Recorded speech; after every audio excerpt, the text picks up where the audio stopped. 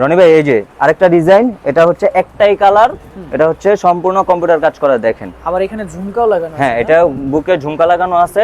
এটা জাস্ট আপনার নিচের প্যানেলটা দেখেন। আচ্ছা, এটার সাথে কি উন্না সেলোর? হ্যাঁ হ্যাঁ, এটার সাথে এটা ওয়েটলেস জর্জেট কাপড়ের মধ্যে, এটার সালোয়ারের নিচেও প্যানেলেও কাজ করা আছে, কম্পিউটার কাজ করা।